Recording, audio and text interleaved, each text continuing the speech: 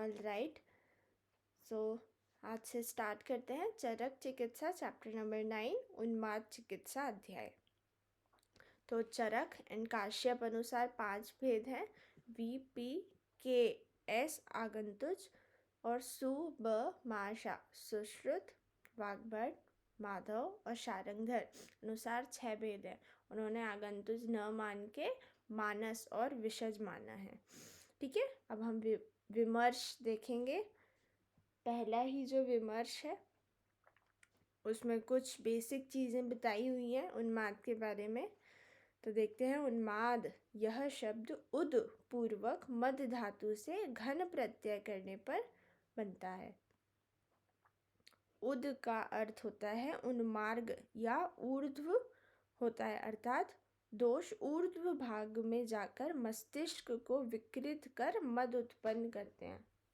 ठीक है, तो उन्मार्गी होकर जो भी दोष हैं वो उन्मार्गी होकर मन में विभ्रम उत्पन्न करते हैं, ये इसका अर्थ होता है। ठीक है, जब हम अपस्मार पढ़ेंगे तब थोड़ा डिफरेंस आता है, तब ऐसे कई बार कंफ्यूजन हो जाता है कि उन्माद और अपस्मार में श्लोक भी काफ़ी सिमिलर है, बट अभी बताऊंगी किससे डिफरेंस पता चलेगा।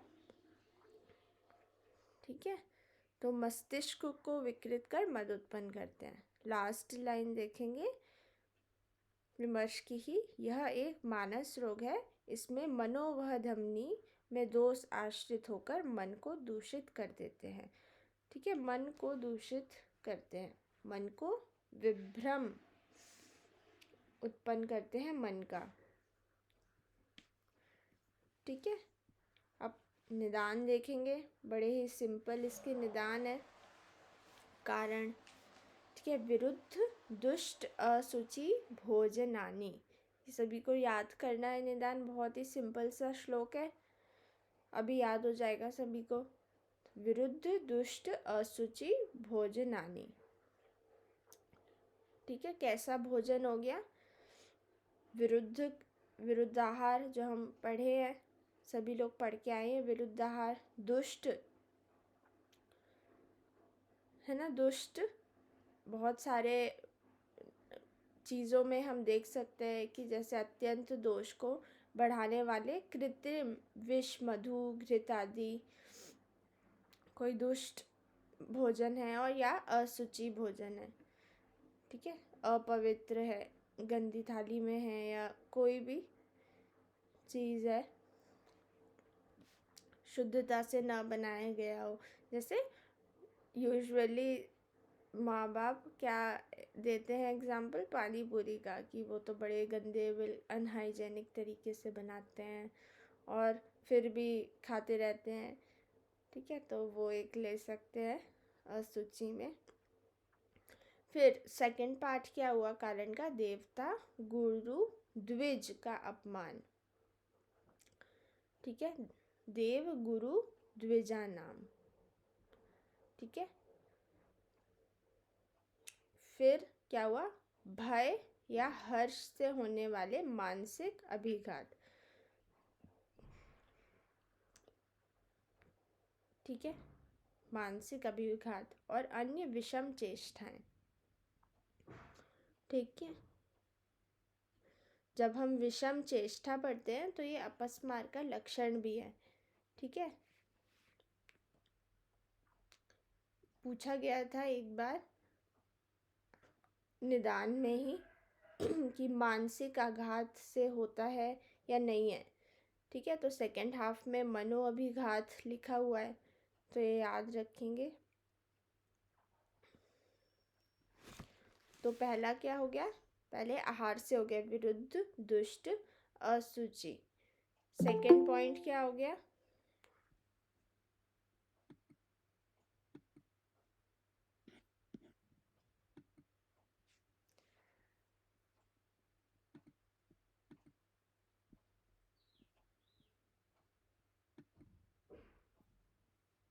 एक मिनट,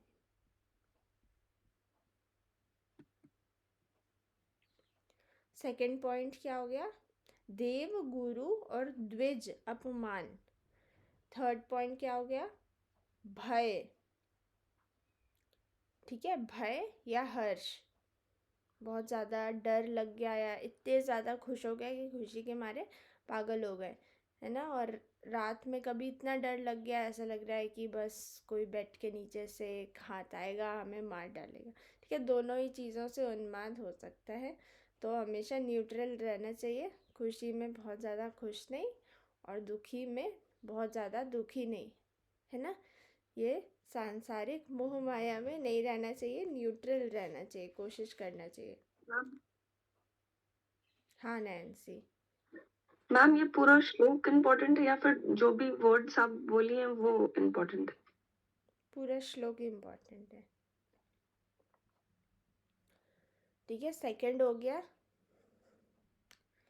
देव गुरु द्विज, थर्ड हो गया भय हर्ष, और फोर्थ हो गया मानसिक विघात, फिफ्थ हो गया विषम चेष्टाएं, ठीक है। तो ऐसे आप लोग अलग अलग फ्लो फॉर्म में भी लिख सकते हैं, एक निदान करके अलग अलग एरो बनाकर, एक सूरज बनाकर भी उसे लिख सकते हैं, ठीक है।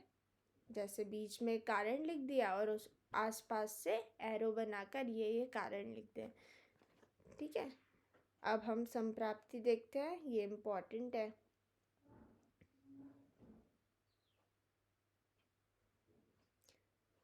देखो, अन्य अन्य कारणों से जिन व्यक्तियों का मन दुर्बल हो जाता है, उन व्यक्तियों के शरीर में उपर्युक्त कारणों से दूषित वात आदि दोष, जो अभी हमने पढ़े निदान, है ना। जब भी हम संप्राप्ति लिखते हैं तो क्या लिखते हैं, पहला निदान सेवन, है ना, दोष प्रकोप। तो ये निदान सेवन से बुद्धि के निवास स्थान हृदय को, आचार्य ने बुद्धि का निवास स्थान हृदय मान लिया है। हृदय को दूषित कर मनोवाही स्रोतों में आश्रित होकर मनुष्य के मन को मोहित कर देते हैं, ठीक है। तो मन मनोवाही स्रोत में आश्रित हो जाते हैं दोष, और मन को मोहित कर देते हैं। तो यहाँ पे बुद्धि का स्थान क्या माना है, ये इम्पोर्टेंट चीज़ है, हृदय। एक स्टडी थी, पेपर में भी आई थी उसमें एक बच्चे को एक बड़े कुछ 40 वर्ष के व्यक्ति का हार्ट ट्रांसप्लांट किया गया था, और कुछ टाइम बाद जब वो बच्चा बड़ा हुआ तो जो भी घटनाएं जो उस व्यक्ति जो 40 साल का था उस उसके जीवन काल में हुई, वो सारी घटनाएं उस बच्चे को पता थी कि वो कौन था, क्या उसके माँ बाप थे, और क्या वो काम करता था, कौन उसके वाइफ और बच्चे वगैरह, जो भी चीज़ें घटनाएं हुई वो सब कुछ उनको पता था। तो ये बहुत एलोपैथ में एक आश्चर्य की बात हो गई कि ये सब इसको कैसे पता हो सकता है, किसी ने बताया हो। बट वो आयुर्वेद में देखो पहले ही बता दिया था, अभी तक इतना एडवांस हमारी साइंस नहीं गई है कि उन्होंने बुद्धि हृदय में मानी है, ठीक है। बट आचार्य ने पहले ही मान ली, और वो प्रमाण था, ये रेफरेंस है अभी तक। वो अभी स्टडी कर रहे हैं कि कैसे पता चल गया उसे, क्या हो गया, ठीक है। तो ये एक बहुत ही बड़ी साइंस है जो पहले ही हमारे आचार्यों ने इतने हज़ारों सालों पहले बता दी। हाईलाइट करेंगे, फर्स्ट हाफ रेफरेंस है इसका, तैर अल्प सत्वस्य मला प्रदुष्टा बुद्धिर निवासम हृदयम प्रदूष्य।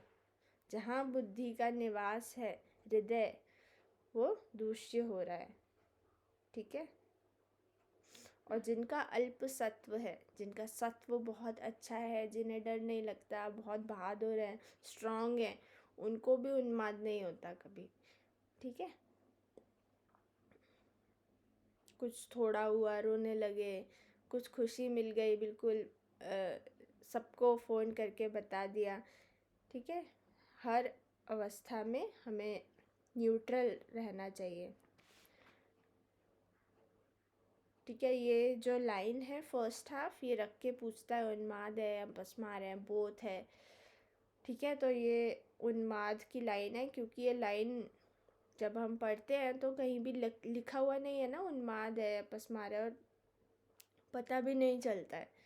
ठीक है, तो ये याद रखेंगे। संप्राप्ति की लाइन पूछी गई है, इस बार भी पांडु की पूछ ली थी AIA-PGT में, जबकि कोई पढ़ता नहीं है यूजुअली संप्राप्ति, और इतना बड़ा संप्राप्ति का श्लोक है पांडु का, और वो संप्राप्ति का श्लोक ही पूछ लिया था, मतलब पूरा श्लोक लिखा था, काफ़ी बड़ा श्लोक है उसका, और ऊपर नीचे लाइनें लिख दी थी और उसको अरेंज करना था।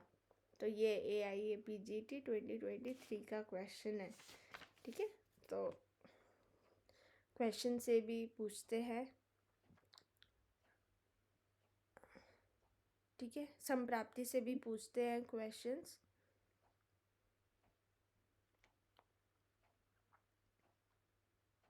मन का स्थान, एक बार छोटा सा एक श्लोक है, देख लेंगे। 3rd पैराग्राफ में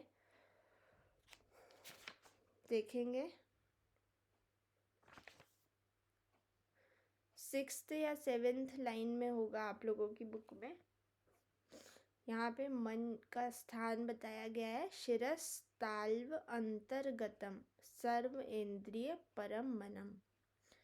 सिर और तालु मध्य, भेल का ये श्लोक है। सभी को मिल गया? यस मैम, 4th लाइन में है, 5th अच्छा, लाइन में। ठीक है ठीक है ठीक है, भेल का ये श्लोक है, और उन्होंने मन का स्थान बताया है तालु मध्य और सिर। तालु मध्य सिर। अब नेक्स्ट देखेंगे सामान्य लक्षण। ये श्लोक इम्पॉर्टेंट है। ठीक है, सामान्य लक्षण। अब हम काफ़ी सारी डिजीज़ का पढ़ते जाएंगे, तो इसको आप लोग अपनी पर्सनल डायरी में भी लिख ले। तो धी विभ्रमः, विभ्रम उल्टा, सत्व परिप्लवस्य, पर्याकुला दृष्टिर्धीरता च, अबद्ध वाक्यत्वम, 5वां हो गया है ना। धी विभ्रम पहला, सत्व विप्लवस्य दूसरा, पर्याकुला दृष्टिर्धीरकुला तीसरा, चौथा, पर्याकुला मतलब चंचल, अबद्ध वाक्यत्वम 5वां, हृदय च शून्यम। ठीक है, 6ठा, तो बुद्धि का विभ्रम हो जा रहा है। क्या क्या लक्षण हो रहे हैं उन्माद के पेशेंट को, है ना। पेशेंट आएगा हमारे पास तो क्या क्या बताएगा, वो चीज़ें ये बता रहा है तो मतलब उसको उन्माद है। और सत्व परिप्लव, मन का विभ्रम हो जाना या चंचल हो जाना ना, कोई भी एक चीज़ को बार बार उधर ही देखते रहना या फिर इधर उधर, है ना, देखते रहना। एक होता है, एक अलग ही दिख जाते हैं उन्माद के पेशेंट, है ना। हाथ हिलाते रहते हैं, पैर हिलाते रहते हैं, सिर हिलाते रहते हैं, ड्रूलिंग होती रहती है। ठीक है, एक तरफ एक सटीक दृष्टि नहीं हो पाती। और क्या है, धैर्य शक्ति का नष्ट होना, धैर्य नहीं रहता है ना, चिल्लाते हैं, अगर बोल दिया पानी तो पानी चिल्लाते रहेंगे, धैर्य नहीं रहता। और बिना प्रयोजन, बिना संबंध का बोलना, अबद्ध वाक्यम। ठीक है, और हृदय का शून्य हो जाना, यह उन्माद के सामान्य लक्षण है। जो ये सत्व परिप्लवस्य है, अपस्मार में ये सत्व संप्लव आता है ये वर्ड। ठीक है,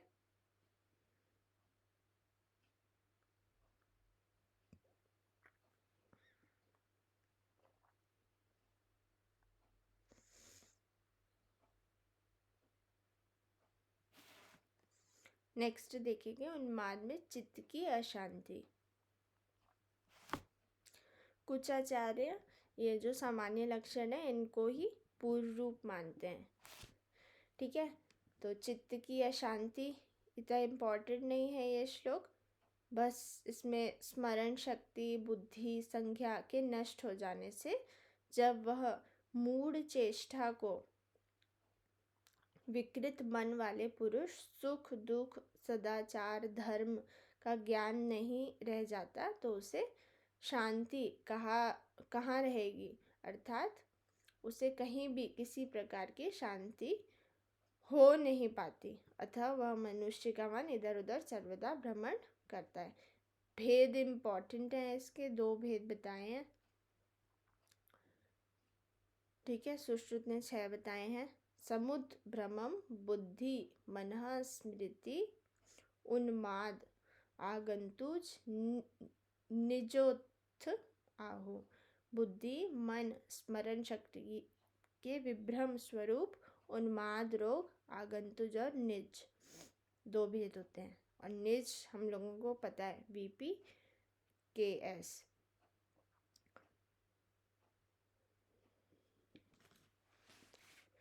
ठीक है, अब इन 2 हेतुओं में होने वाले 5 भेद वात पित्त कफ सन्निपातज और आगंतुज विमर्श में लिखा हुआ है। अब एक एक देख लेते हैं। सबसे पहले वात से स्टार्ट करेंगे। आप लोग इसका एक टेबल बना के लिखेंगे। ठीक है, वात पित्त कफ इसकी टेबल बना लेंगे। वैसे तो ये इतने ज़्यादा इम्पोर्टेंट नहीं है, चिकित्सा से या योग से ही पूछे जाते हैं, या फिर भूतोन्माद से भी कई बार क्वेश्चन आ जाता है, इस बार भी आया था। तो भी हम लोग देखते हैं। देखो 9th श्लोक का सेकंड हाफ। हृदयं प्रदुष्य बुद्धि स्मृति चाश्य उपहंति शीघ्रम। जो भी वात कारक निदान है उनका अगर सेवन किया, जैसे रुक्ष अल्प बहुत शीतल या अत्यधिक उपवास करना, इन सब से वात प्रकोप होता है। तो उससे क्या होगा, हृदय दूषित होकर पुनः दूषित करके बुद्धि और स्मरण शक्ति को नष्ट कर देता है। हृदयं प्रदूष्य बुद्धि स्मृति चाश्य उपहंति शीघ्रम। ठीक है, और वातजोन्माद उत्पन्न हो जाता है। लक्षण देखेंगे। अस्थान हास ना, बिना समय हंसने लगता है, कोई निश्चित टाइम नहीं, ना सिचुएशन देखना है, बस हंस दिया। अस्थान हास। स्मित नृत्य गीत वांग विक्षेपण रोदनानी, है ना, हंसने लगता है, मुस्कुराने लगता है, कभी भी नाचने लगता है, गाने लगता है, बोलने लगता है, और विषम चेष्टा करता है, रोने लगता है। उसका शरीर कठोर कृश और अरुण वर्ण का हो जाता है। ठीक है, सारे वात वाले ही लक्षण हैं, कुछ भी अलग नहीं है। पित्त का कारण और संप्राप्ति सेम वैसे ही है, पित्तज निदान। ठीक है, कुछ भी डिफरेंस नहीं है, कुछ अलग से नहीं है।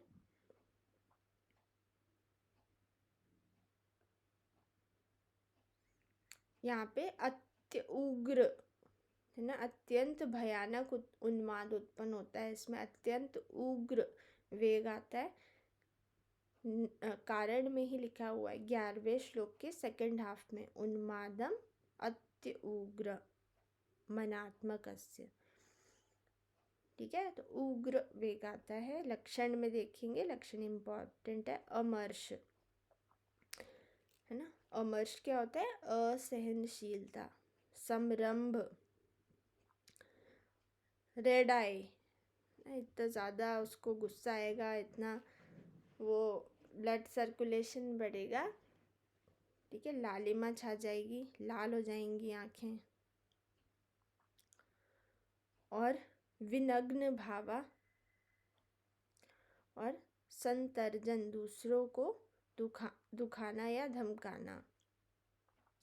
अभिद्रवण, दौड़ते हुए चलना, नॉर्मल नहीं चलेंगे, थोड़ा तेज़ी चलेंगे। शरीर का गर्म रहना, क्रोध, छाया और शीतल जल और अन्न की इच्छा होना। तो जो फर्स्ट हाफ है वो वर्ड्स आप लोग हाईलाइट कर लेंगे।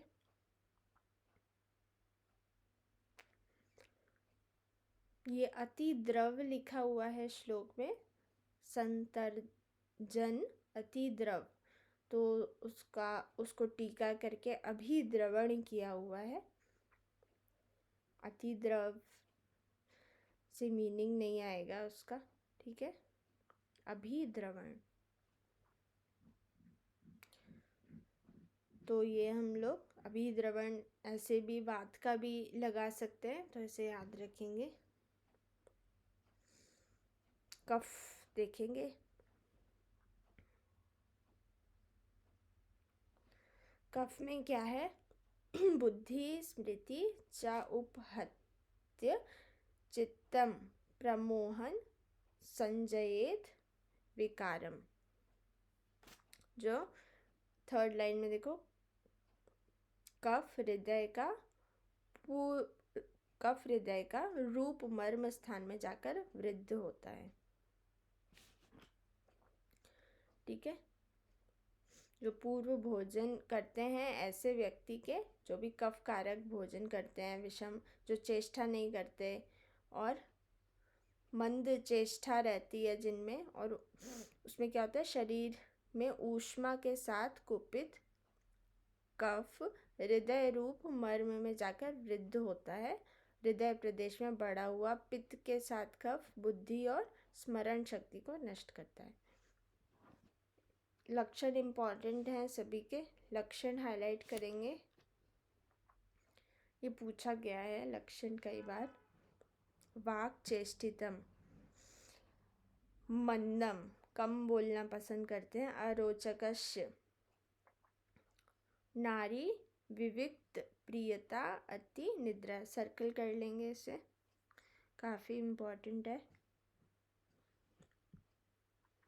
विविक्त प्रियता ना, उन्हें अकेले रहना, अकेले खाना, अकेले सारे काम करना पसंद है, ठीक है। तो कम बोलते हैं, चेष्टाएं कम करते हैं, भोजन में भी अरुचि रहती है। अरोचकस्य, और स्त्रियां और एकांत स्थान उसे अधिक प्रिय होता है। नारी विविक्त प्रियता, विविक्त मतलब एकांत स्थान। कफ है तो अति निद्रा होगी, ठीक है। निदान स्थान में ऐसे आया है रहस्य कामता, ठीक है। यहाँ पे विविक्त प्रियता है, याद रखेंगे, एक कफ का है। और शरीर भी सफ़ेद हो जाता है। नख आदि शौक्ल्यम च कफात्मकस्य, ठीक है। कफ का ही सारा वो है, लक्षण है। नेक्स्ट देखेंगे संप्राप्ति उन्माद, सेकेंड हाफ इसका हाईलाइट करेंगे। सर्वाणी रूपाणी विभर्ति तादृक् विरुद्ध भैषज विविध विवर्जयः, कि इस प्रकार के उन्माद की चिकित्सा विरुद्ध होती है, अर्थात एक दोष की चिकित्सा करने पर दूसरे दोष कुपित हो जाते हैं, अतः वह असाध्य होता है। जो सन्निपातज है वह असाध्य है। विरुद्ध भैषज विधि, इसलिए विवर्ज्य होता है, इसकी चिकित्सा नहीं करते। सर्वाणी रूपाणी विभर्ति, ठीक है, सारे ही रूप आ जाते हैं इसमें।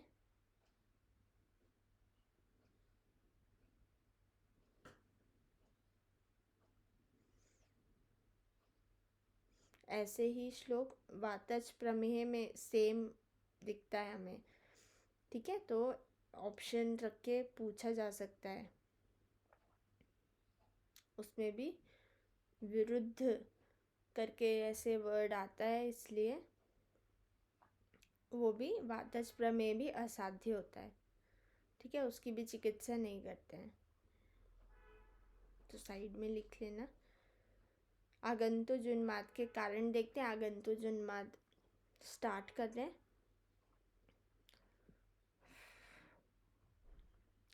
वाग्भट के अनुसार 12 हैं और शारंगधर अनुसार 20 हैं।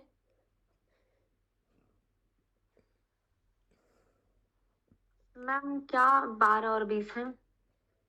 भेद।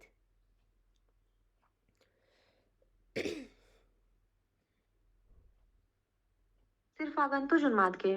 हाँ जी, काफ़ी बड़ा है आगंतुज उन्माद।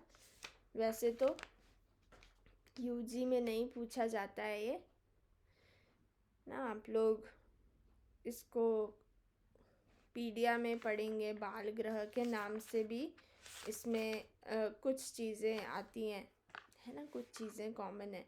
तो बाल ग्रह एक काफ़ी इम्पोर्टेंट और बहुत ही डिफ़िकल्ट एक टॉपिक है, अगर आप लोगों ने पढ़ा हो वो, ठीक है।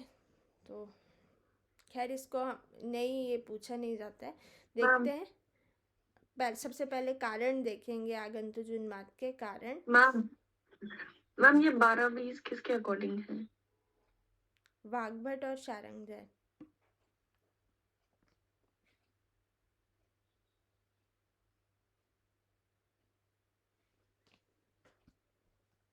वाग्भट के 18 कारण है, 18 निदान है, सॉरी भेद हैं, ठीक है। वाग्भट के अनुसार 18 हैं।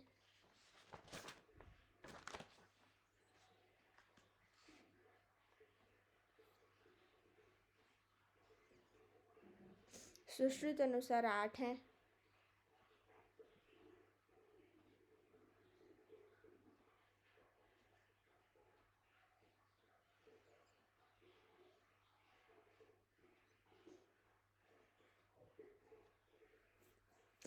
एक चीज़ और लिख लो, भाव प्रकाश ने भूतोन्माद को औपसर्गिक रोग माना है।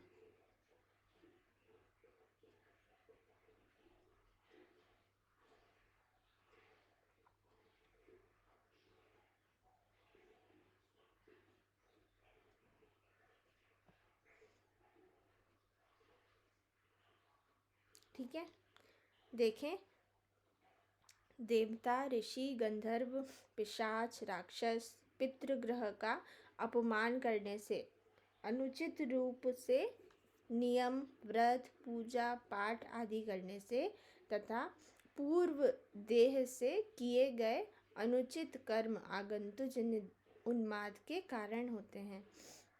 तो देव, ऋषि, गंधर्व, पिशाच, राक्षस, पितृ का अपमान करने से, ठीक है। तो भूल से भी, गलती से भी, मजाक में भी कुछ गलत नहीं बोलना है।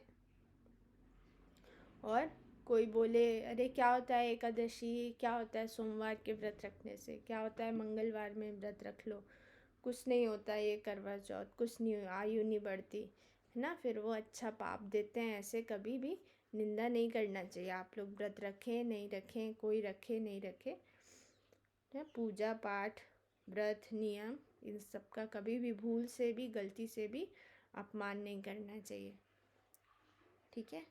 ये सारी चीज़ें पाप कर्म में आती हैं। और पाप कर्म से मैंने लिखवाया है कौन कौन सी व्याधियाँ होती हैं। अभी रिसेंटली हमने क्या पढ़ा, पाप कर्म से क्या होता है? कुष्ठ और किलास। ठीक है। और कितना भयानक रोग है कुष्ठ ना, आप लोगों ने देखे ही होंगे पेशेंट्स, तो याद रखें और बताएं सबको। जो भी चीज़ें हैं हमारे शास्त्र और ग्रंथ में बहुत ही पौराणिक और सब शास्त्रोक्त हैं, तो कभी भी अपने शास्त्र की ना निंदा करना है ना सुनना है। हाँ बताओ वर्षा। मैम अभी आप भेद में बताई ना, वाग्भट का 12, सारंग का हाँ 20, तो 12 उसकी नहीं है, पता है? वाग्भट का 18 है। 18। ठीक है। लक्षण देखते हैं हम लोग। लक्षण इसका पूछा गया है, ऐसा लगता है वात का है ये। देखो, उन्माद से पीड़ित जिन व्यक्तियों का वचन, पराक्रम, शक्ति और चेष्टाएं मनुष्य के समान नहीं, अर्थात मनुष्य से बढ़कर हों, और ज्ञान, विज्ञान, बल भी मनुष्य के समान ना हो, उन्माद के वेग आने का समय निश्चित ना हो। तो उन्माद सेकंड हाफ देखो, उन्माद कालो अनियतस्य, कोई काल नियत नहीं है। गुल में भी ऐसा था, स्थान और अवस्था कुछ नियत नहीं है ना, वातज में होता है। तो कई बार ये छोटी छोटी वर्ड्स जो मैंने लिखवाए हैं वात पित्त कफ के, और ये भी तो ऐसे मैच द कॉलम में आ जाता है। तो ये अनियत वाला आप लोग ज़रूर वात में टिक करेंगे, ठीक है। ये भूतोन्माद का है, याद रखेंगे, है ना। सब कुछ एक्स्ट्रा पावर का हो जाए, उसे पूरा ग्रंथ एक बार में याद हो जाए, वो पूरा घर के लिए चावल बने एक साथ पूरे चावल खा ले, पूरा डबल बेड एक साथ उठा ले, है ना। पता नहीं कहाँ से उसको अचानक से दैवीय शक्ति आ जाती है और वो ऐसी हरकतें करने लगता है। कई बार आप लोगों ने सुना होगा गाँव वगैरह में लोगों का थोड़ा चित्त ऐसा होता है, कुछ बच्चों का। मैंने तो सुना है, ऐसे गांव में ही सुना है कि ऐसे हो गया था एक बार। लोग विश्वास नहीं करते हैं, जिन्होंने देखा है वही विश्वास करते हैं, बस होता है भूतोन्माद। नेक्स्ट देखो, अदृश्य देव आदि का प्रवेश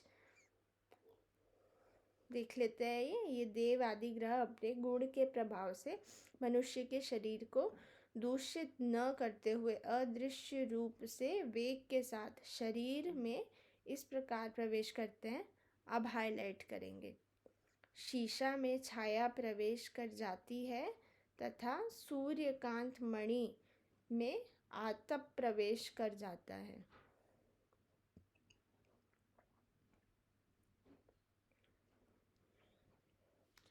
ठीक है, ये सूर्यकांत, तो ये दो हाईलाइट कर लेंगे एग्जाम्पल।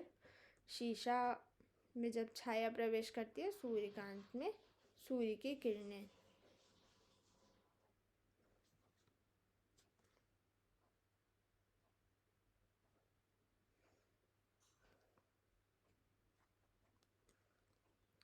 आप लोगों ने वो एक्सपेरिमेंट किया होगा, जब हम कंसंट्रेट करते हैं धूप की किरणों को और वो पेपर मैग्नीफाइंग ग्लास जब वो पेपर जला देता है ना। बचपन में भले ही ना हुआ हो बट कोशिश ज़रूर की होगी।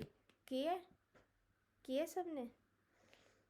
यस मैम, लेकिन नहीं जला था मैम। हाँ, मैंने भी ट्राई किया था, मेरे से भी नहीं जला था।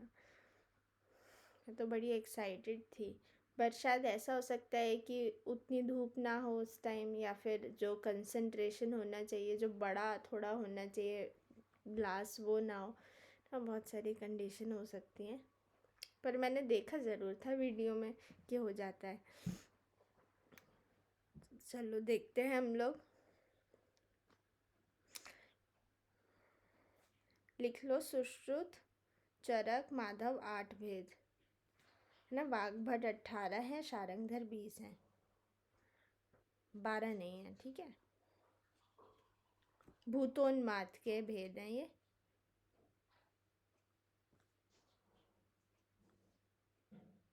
मैम 8 वेद के अकॉर्डिंग। सुश्रुत, चरक और माधव 8।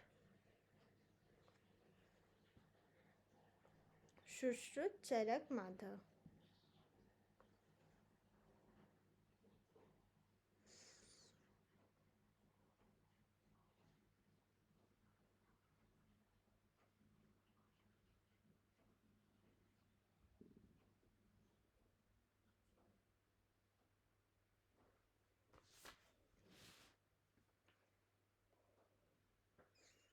अब यहाँ देवोन्माद, शापोन्माद, पितृग्रह उन्माद, गंधर्व उन्माद, काफ़ी सारे राक्षस उन्माद आए हुए हैं, हमें ये नहीं पढ़ने हैं। ब्रह्म राक्षस उन्माद, बस नाम हाईलाइट कर लेंगे।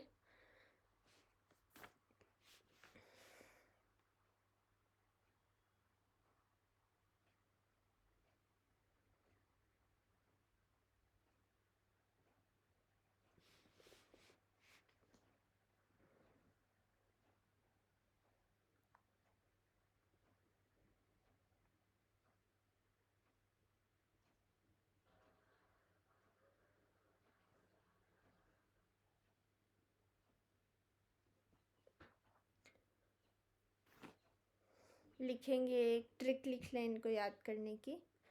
देवता ने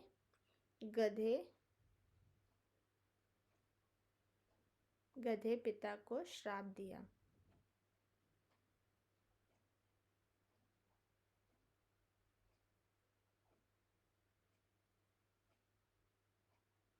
मैम ये ट्रिक ब्रह्म राक्षस उन्माद का है। ये भूतोन्माद का ट्रिक है।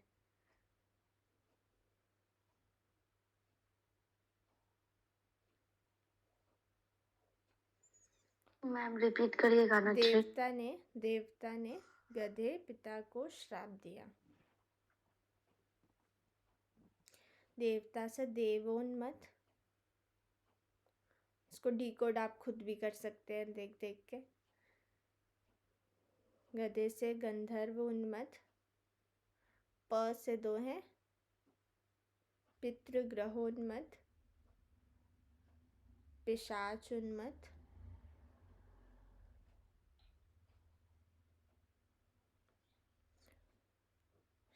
श्राप से श्रापोन्मत्त,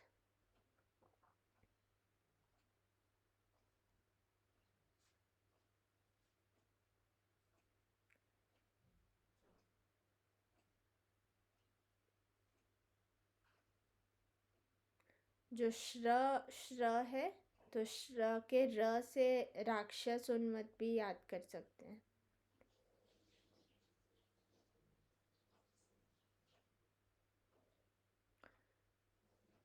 दिया, य से यक्षोन्मत्त।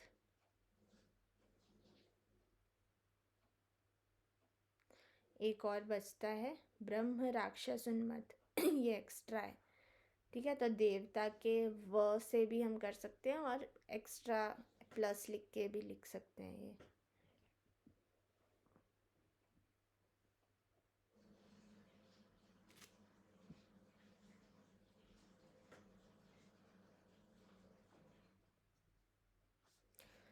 देखिए 21 श्लोक।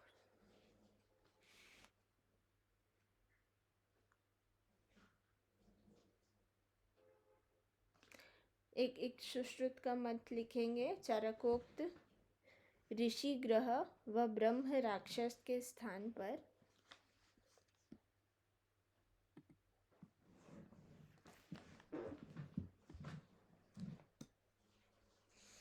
ऋषि ग्रह व ब्रह्म राक्षस के स्थान पर देव शत्रु ग्रह और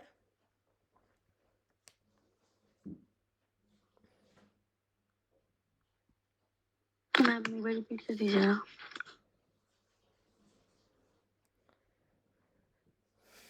चरकोक्त ऋषि ग्रह व ब्रह्म राक्षस के स्थान पर देव शत्रु ग्रह और नाग ग्रह माना।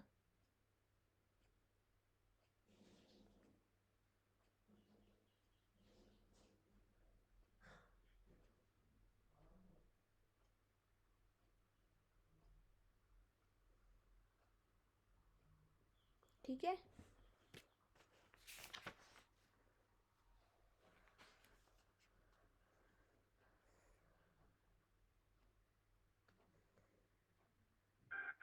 मैम ये कौन माने हैं? सुश्रुत। देव शत्रु ग्रह और नाग ग्रह। सुश्रुत।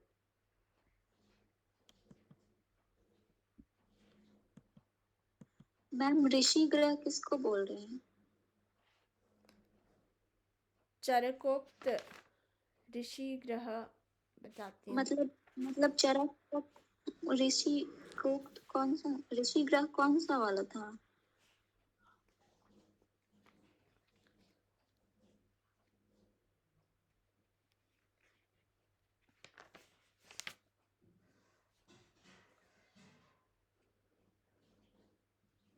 जो सेकंड वाला है शापोन्मत्त, उसको ही बोलते हैं।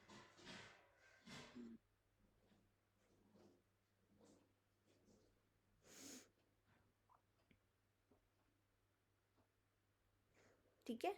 अब इन सब के काल का एक टेबल है, वो मैं आप लोगों को भेजूंगी। ठीक है, काल का मैं भेज दूंगी, तो आप लोग, बहुत ज़्यादा इम्पोर्टेंट नहीं है, सिर्फ एक ही चीज़ उसमें इम्पोर्टेंट है, तो वो आप लोग देख लेंगे। ठीक है, अभी हम आगे बढ़ते हैं। बहुत ज़्यादा क्वेश्चंस नहीं पूछे जाते हैं इनसे, सिर्फ एक आध बार ही काल से पूछा गया है, तो वो चीज़ मैं बता दूंगी।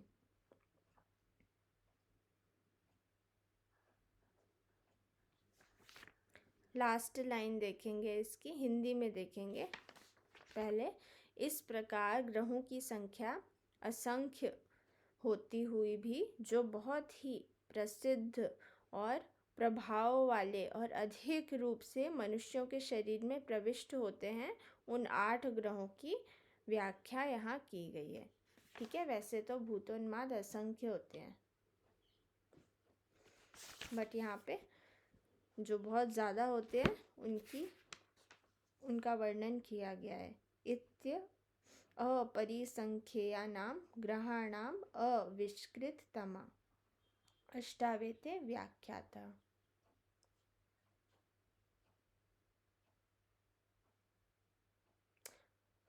ठीक है, मैम ये श्लोक कहाँ है?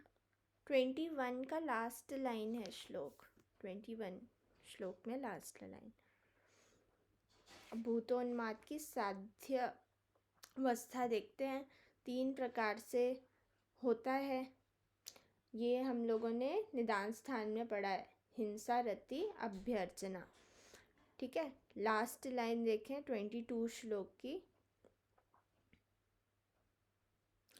कि हिंसा करने के लिए देव आदि ग्रह उन्मत्त किए, हिंसा और ऐसा जानकर उसकी चिकित्सा नहीं करनी चाहिए क्योंकि वह असाध्य है। तो सिर्फ इसमें इतना ही हमें याद करना है कि हिंसा वाला असाध्य है और बाकी रति और अर्चना ये साध्य है। नेक्स्ट श्लोक में देखो, देवादि ग्रह, रति और अर्चना ये साध्य हैं। लास्ट लाइन में देखो, चिकित्सा करनी चाहिए।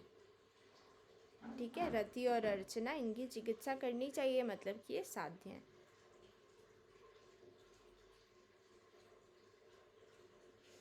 निदान स्थान में आया हुआ है डिटेल में।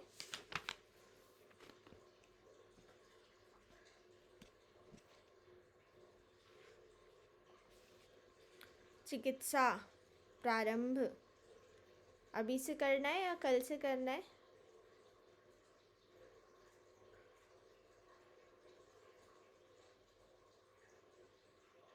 मैम कल से।